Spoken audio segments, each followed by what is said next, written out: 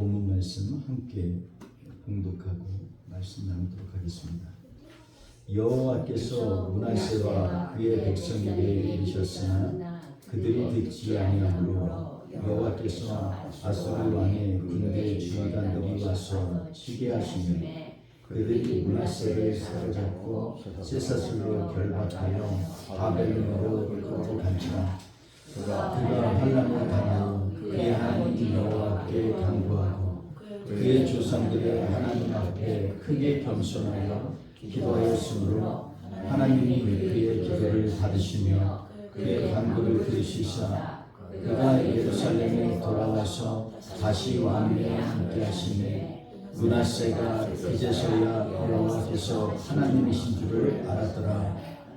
그 후에 다윗성 막 기온 서쪽 골짜기 안에 외성을 쌓되 어문 어기까지 이르러 오벨을 둘러 매우 높이 쌓고 또 유다 모든 견고한 성읍에 군대 주의관을 두며 이방신들과 여호와의 전에 우상을 제거하며 여호와의 전을 건축한 시인이라. 예루살렘에 쌓은 모든 제단들을 다 성 밖에 던지고 여호와의 제단을 보수하고 화목제와 감사제를 그 제단 위에 드리고 유다를 명령하여 이스라엘 여호와 이름으로 섬기라. 백성이 그의 하나님 여호와께만 제사를 드렸으나 아직도 산당에서 제사를 드렸더라. 아멘. 오늘 말씀 가운데에서 우리 같이 오직 그만이라는 제목으로 하나님의 말씀을 함께 나누고자 합니다. 사실 살다 보면 굉장히 더디게 깨닫는 사람들이 있습니다. 어떤 말씀을 읽어도 깨달음이 더디고요. 또 사람과 대화 가운데에도 상대방의 무슨 얘기를 하는지 눈치가 없는 사람들이 있어요. 근데 이 므낫세가 그런 사람인 것 같습니다. 그가 큰 환난을 당하고 쇠사슬에 묶여서 바벨론까지 붙잡혀가서 다시 돌아올 때까지 그 엄청난 사건을 겪은 후에야 비로소 하나님이 진짜 우리의 여호와가 진짜 우리의 하나님이시구나 이걸 깨달았다는 것이 오늘 본문에 있는 말씀의 내용들입니다. 그리고 그가 변화된 내용들이 쭉 나오게 되죠. 우리도 살다 보면 약간의 차이로 좋은 기회를 놓칠 때가 참 많이 있는 것 같습니다. 근데 그게 우리 인생을 살면서 당연한 것 같아요. 왜냐하면 처음부터 하나님을 깊이 깨닫고 아는 사람이 얼마나 있겠습니까? 살다가 경험하다가 하나님을 깨닫게 되고 하나님이 이 길을 기뻐하시는 거구나 알게 돼서 그 길로 가는 그러한 인생이 바로 우리의 인생이 아닌가 하는 생각을 하게 됩니다. 오늘 말씀 속에서 저는 므낫세를 좀 묵상하면서 므낫세가 하나님 앞에서 온전하게 섰었더라면 얼마나 세상에 복을 줄 수 있는 사람이었을까 이런 제목으로 같이 보면서 우리가 봤으면 좋겠습니다. 사실 므낫세를 얘기를 하려면요 그전 히스기야를 좀 더 이해를 해야 됩니다. 우리 지난주 말씀 가운데에서 히스기야가 완전히 쇠퇴되고 해산을 해야 되는데 해산할 힘이 없는 그러한 상황에 있는 남유다가 어떻게 다시 하나님 앞에서 뜨겁게 신앙을 회복하고 또 나아갔는지 히스기야의 유월절을 통해서 같이 말씀을 나눴습니다.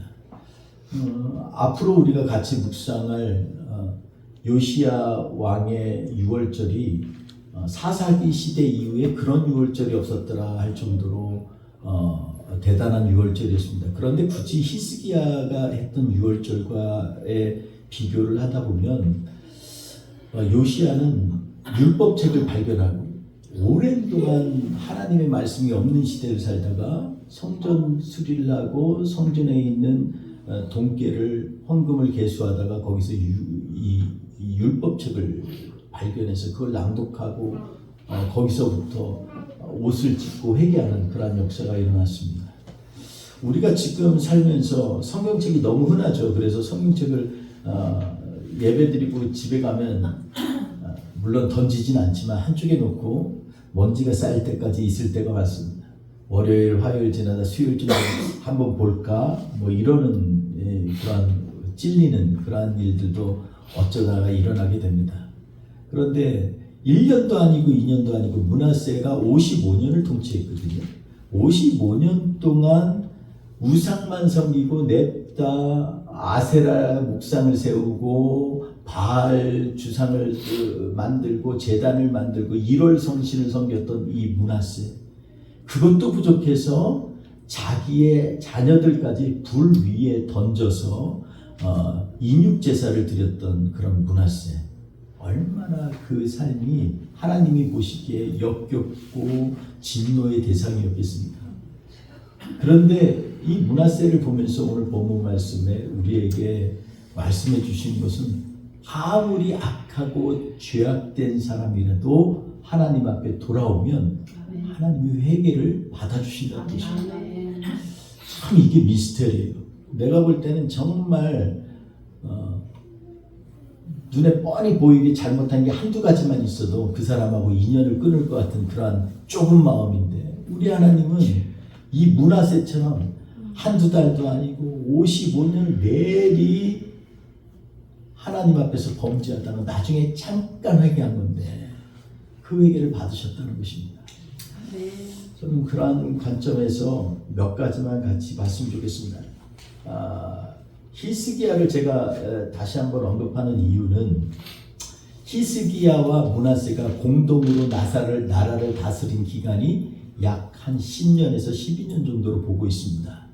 그래서 그것을 계산해 보면 히스기야의 영향을 많이 받았겠죠. 그런데 왜 그 좋은 왕 히스기야 밑에서 같이 정치를 배웠던 므낫세가 그렇게 변질되어져서 하나님을 멀리하는 사람이 되었을까? 한 번 더 점검해 봤으면 좋겠습니다.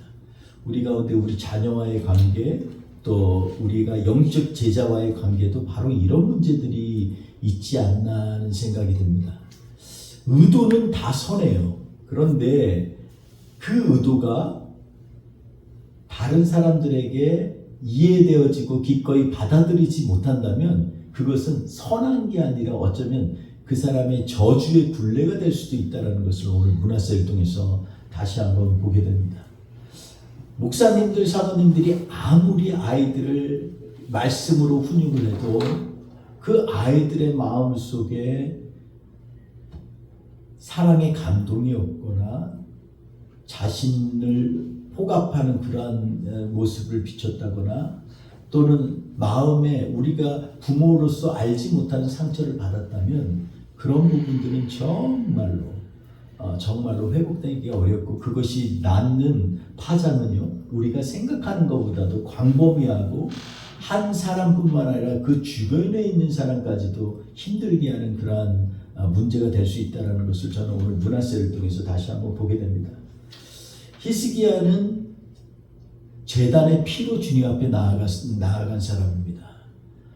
속죄제를 드릴 때 제단의 제물이 아니라 그 흘린 피로 드렸다는 것은 피에 대한 깊은 이해가 없이는 행할 수 없는 것입니다. 피는 쏟아버리고 제물을 가지고 하나님 앞에 제단에 드리는 건데, 그의 유월절 속죄제를 보면 피로 속죄의 죄를 드렸다, 이렇게 성경은 기록되고 있습니다. 히스기야는 깊은 하나님 앞에 예배에 대한 이해가 있는 사람이었어요.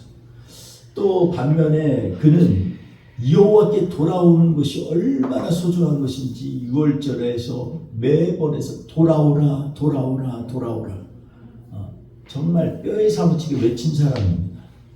하나님 앞에 돌아오는 것만큼, 그리고 하나님을 내가 나의 구주로 인정하는 것만큼 그 시간이 머리에서는 잠깐이면 이해할 수 있는 거지만 삶에서 이해하기는 정말 쉽지 않아요. 오늘 우리 손사부님이 기도하신 것처럼 우리의 삶의 영역에서 예수 그리스도의 삶이 드러날 수 있고, 그리고 성품이 깃들여질 수 있는 그러한 삶을 사는 것이 얼마나 주님 앞에 중요한 것인지 다시 한번 저는 이 말씀을 통해서 같이 나누고자 합니다. 이 당시의 사건을 보면은요, 므낫세 초기 때에 남유다의 선지자들이 두 명이 있었습니다. 하나는 이사야가 있고요, 하나는 미가라고 하는 선지자가 있어요. 미가는 목동같이 목동이었던 것 같습니다. 농사도 짓고 가축도 키우는.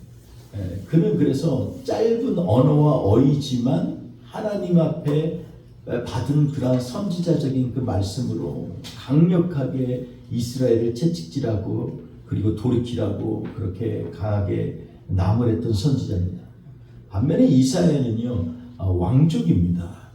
아주 로얄 패밀리였고, 그리고 그는 5왕에 걸쳐서 선지자 역할을 감당했어요.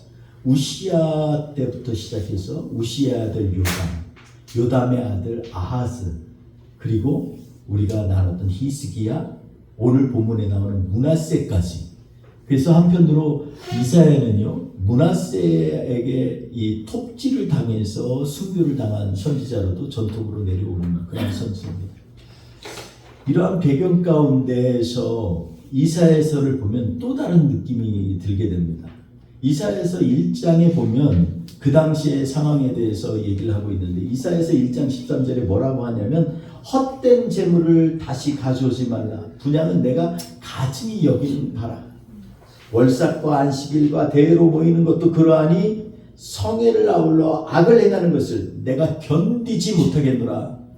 이사야를 통해서 하나님의 마음을 이렇게 쏟아놓습니다.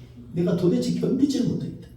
니네가 하는 그런 허례허식 그리고 가식적인 예배, 이런 것들을 하나님은 견디지 못하겠다고 하는 것입니다. 므낫세 때 또 그가 섬겼던 왕 중에 아하스 때 똑같이 이 성전에다가 우상을 섬겨놓고서 하나님의 성전에서 우상을 높이고 바알을 높이고 아세라를 세우고 난리를 쳤던 그러한 것들을 보면서 이사야가 하나님이 주신 말씀이 바로 이것입니다. 도저히 가증스러워서 나는 견디지 못하겠다. 우리 하나님은 그렇게 말씀하십니다.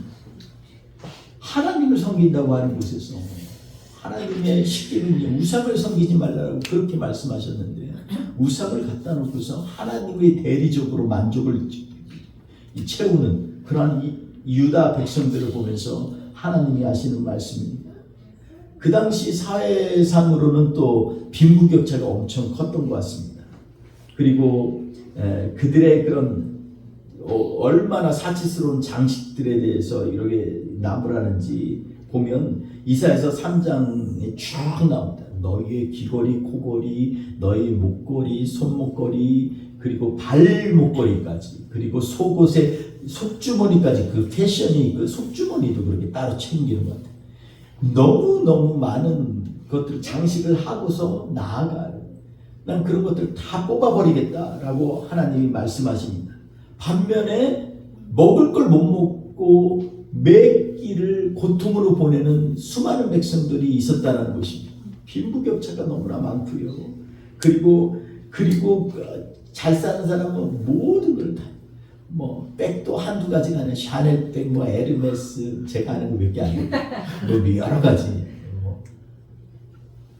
채워도 욕구가 계속해서 새로운 거 나오기만 하면 내가 먼저 선점하겠다. 한정판 나오면 한정판.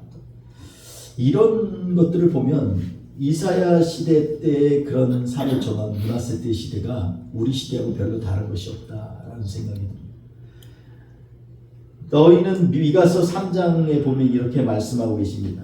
너희는 선을 미워하고 악을 기뻐하여 내 백성의 가죽을 벗기고 그 뼈에서 살을 뜯어서 그들의 살을 먹으며, 그리고 또 냄비와 솥에다가 푹 삶아서 그것까지도 이 고기처럼 이렇게 탐하는도다, 이렇게 말씀합니다. 그러니까 이 당시에 미가서의 얘기를 들어보면 권력자들이 가난한 사람들을 얼마나 착취하는지를 우리가 잘 알 수 있습니다. 요즘에도 이 아프리카나 저개발 국가뿐만 아니라 많은 나라에 이 양극화가 일어납니다. 가진 자는 더 많이 가지려고 얼마나 혈안이 되는지. 근데 가난한 사람은 아예 삶을 포기합니다. 한국에도 제가 어떤 목사님께 들어보니 20대들이 아예 삶을 포기했다가 도저히 자기의 계산으로는 가정을 꾸미고 그리고 집을 장만하고 이렇게 사는 게 계산이 안 된다는 거예요. 지금 그러한 시대에 우리는 직면하고 있습니다. 미국도 다르지 않죠. 요즘에 미국에 뭐냐면 다시 미국에도 이 대가족 제도로 이렇게 돌아가는 추세라고 합니다. 집을 살 수가 없으니까 가족들이 자식들, 손주들 다 이렇게 한꺼번에 사는 그러한 것이 아주 트렌드화 되고 있는 것 같습니다. 이런 것들을 보면 이사야 시대 때와 또 지금 우리가 이사야가 섬기고 있는 므낫세 시대와 우리 시대가 전혀 다른 것이 없다라는 생각을 합니다. 근데 거기에 보니까 미가서에 내가 하나님과 함께 행하라 라는 그러한 권면을 합니다. 미가서 6장 8절을 보면 사람아 주께서 선한 것이 무엇임을 내게 보이셨나니 여호와께서 내게 구하는 것은 오직 정의를 행하며 인자를 사랑하며 겸손하게 내 하나님과 함께 행하는 것이 아니냐 이렇게 말씀합니다. 우리가 이 얘기를 수도 없이 듣는데 우리의 삶 가운데에서는 이렇게 공의를 행하고 그리고 사람들을 사랑하고 그리고 인자와 겸손하게 이렇게 인자롭게 사람들을 다루는 일들은 이제 이 세상에서 잘 보지 못하는 희귀한 일들이 일어나게 됩니다. 저는 오늘 이런 정세들을 좀 설명을 하면서 그렇다면 왜 므낫세는 이게 악한 왕이 되었는가? 하나님 보시기에 악한 왕이 되었는가?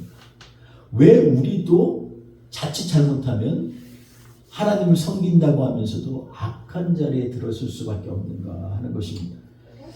여러 가지 추측을 할 수 있습니다. 성경에는 나오지 않지만 므낫세와 히스기야가 공동으로 12년 정도, 10년에서 12년 정도 공동 통치할 때 히스기야가 므낫세를 보면서 안타까웠던 것 같아요.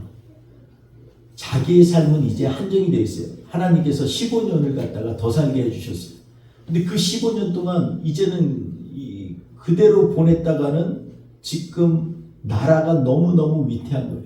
남으로는 계속해서 호시탐탐 애굽에서요 북방 정책을 쓰고 있죠.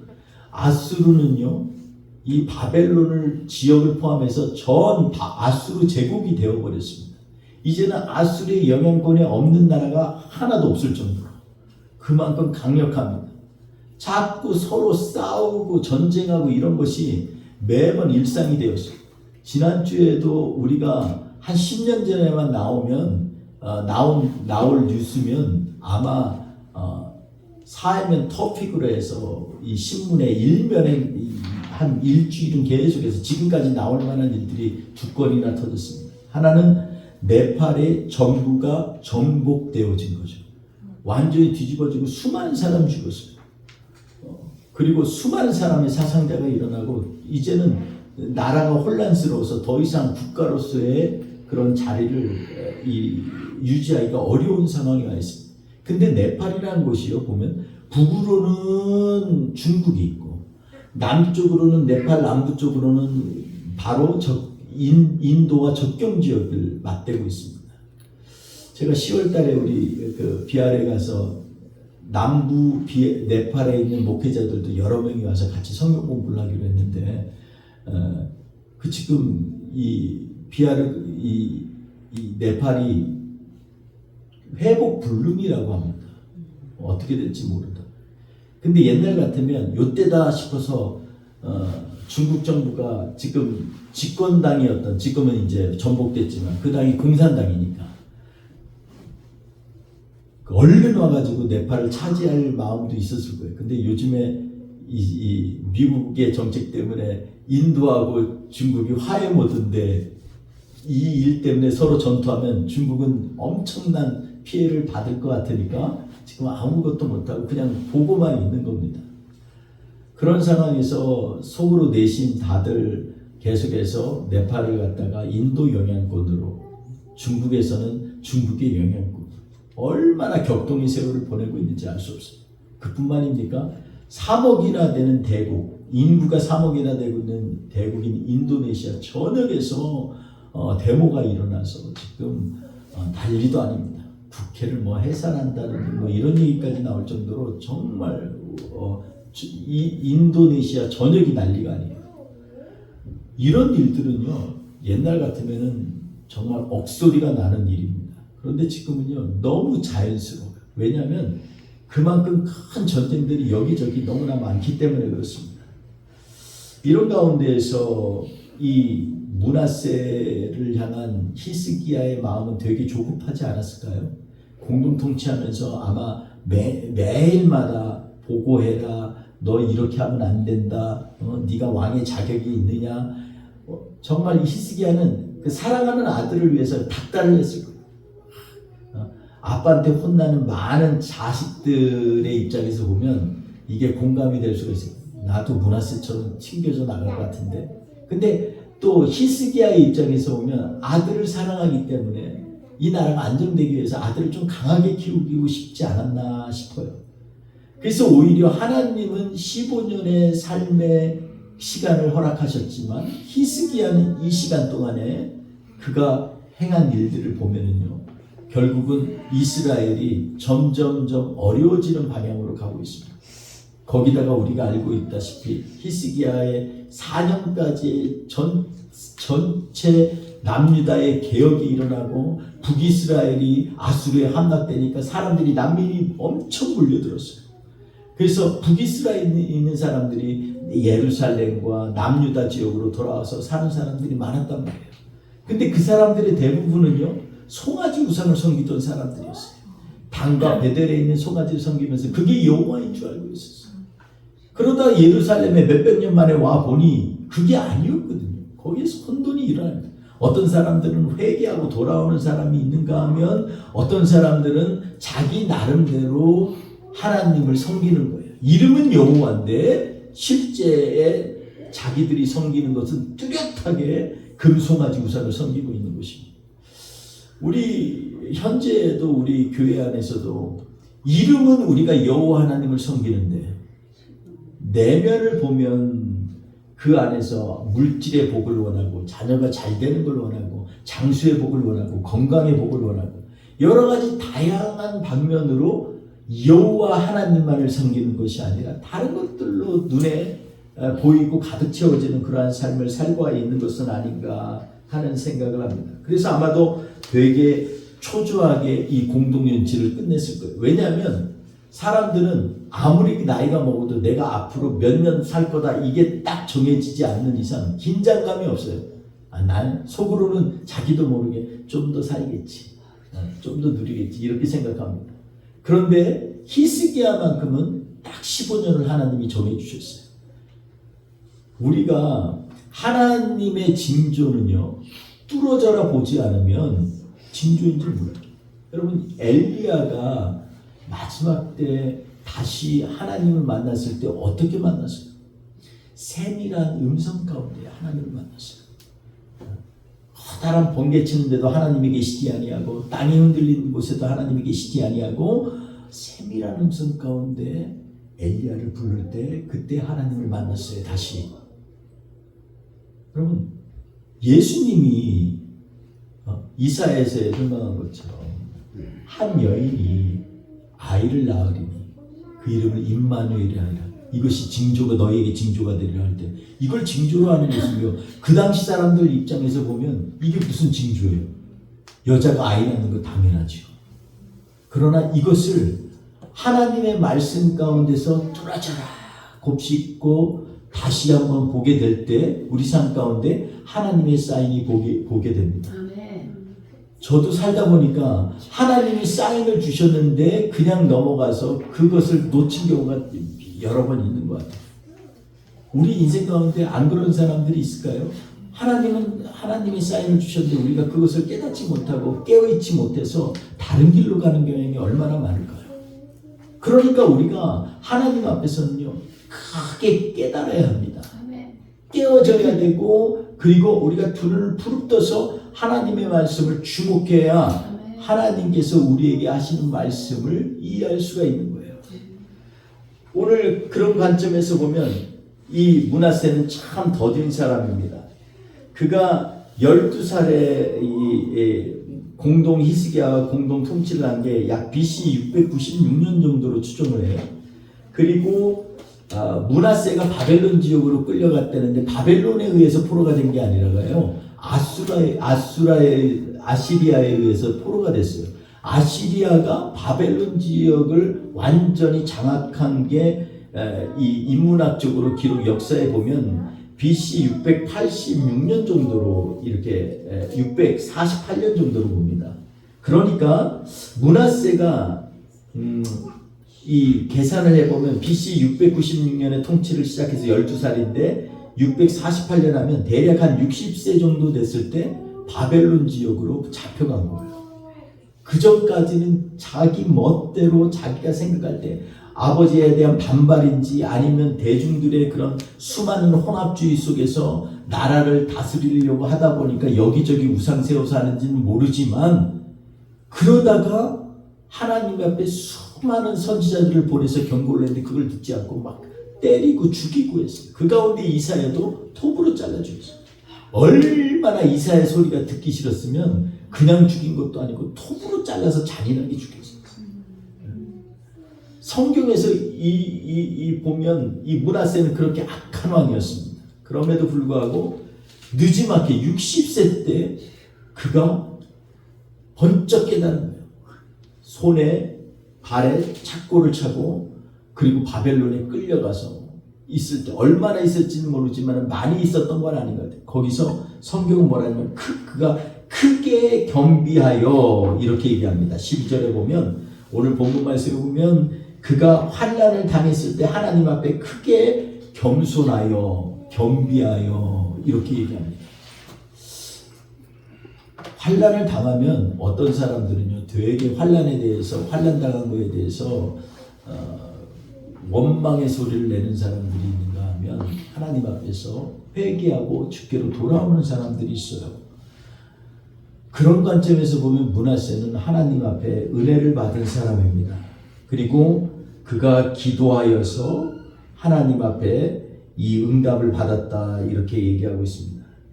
우리 므낫세를 통해서 그렇지만 마지막 17절에 보면 그럼에도 불구하고 아직도 산당에서 제사를 드렸다.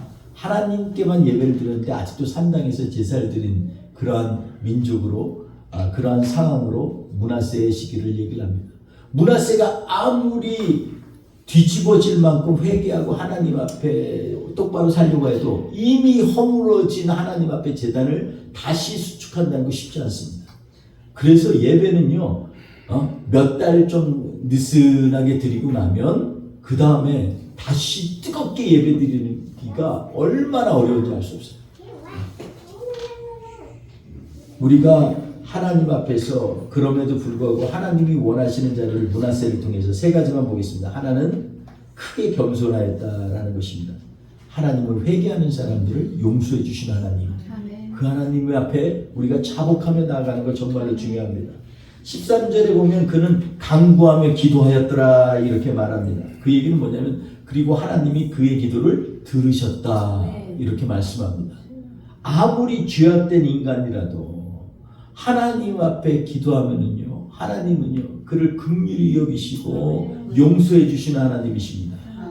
그렇기 때문에 우리도 우리 주변에 예수님 저 사람 예수 못 믿어 단정할 수가 없어요. 므낫세 같은 사람도 하나님이 그 기도를 들으셨는데 우리 주변에 믿음의 가치가 없는 사람은 하나도 없습니다. 왜냐하면 하나님이 허락하시는데 우리가 감히 뭐라고 저 사람은 안 돼, 이 사람은 돼 우리가 잣대를 가지고서 할 수가 있겠습니까? 우리는 오직 하나님의 사명 맡겨주신 사명을 감당하면서 주님이 일하시도록 그 자리를 내려놓는 것이 필요하다는 것입니다.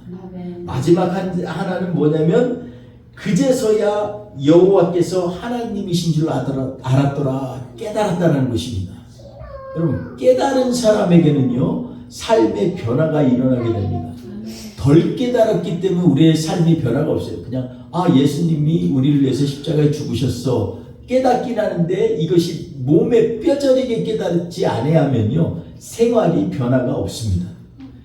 예수님이 나의 구주라는 걸 확실히 깨닫고 그걸 믿음으로 고백하고 믿음의 발걸음을 옮기는 사람들은요 확실한 깨달음이 있기 때문에 그래요.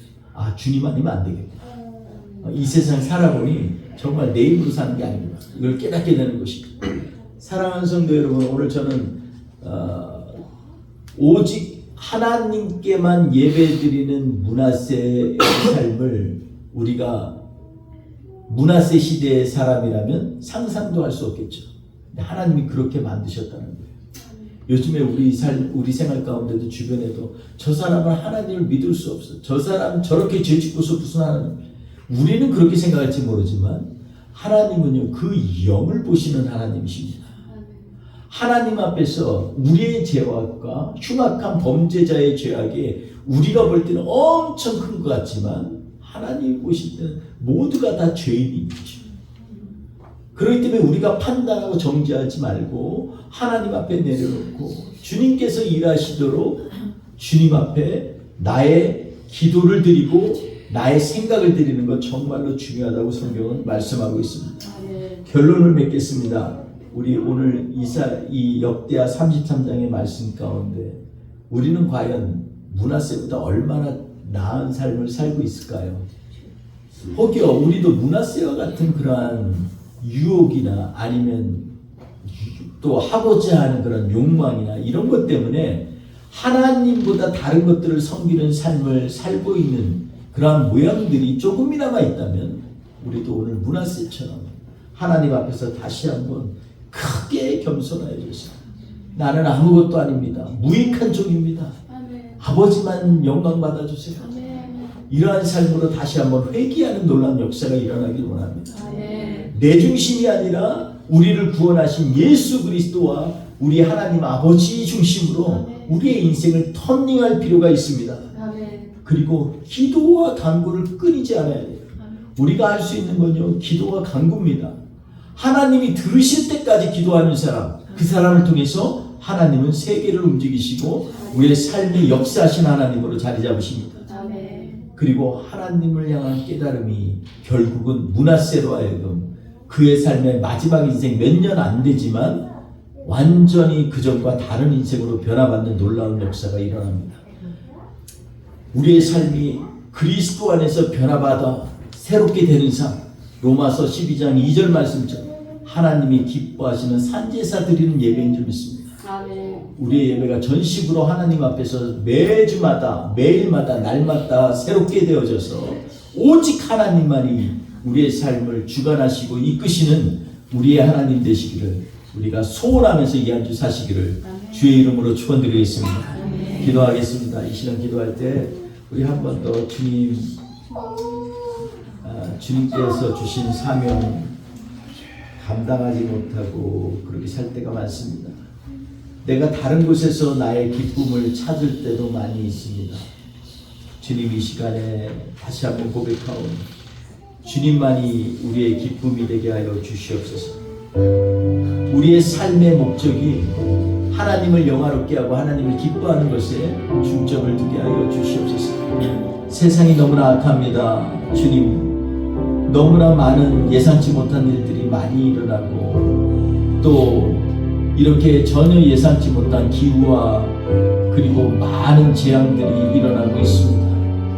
여호와 하나님, 우리를 긍휼히 여겨 주옵소서. 우리 같이 한번 주님 앞에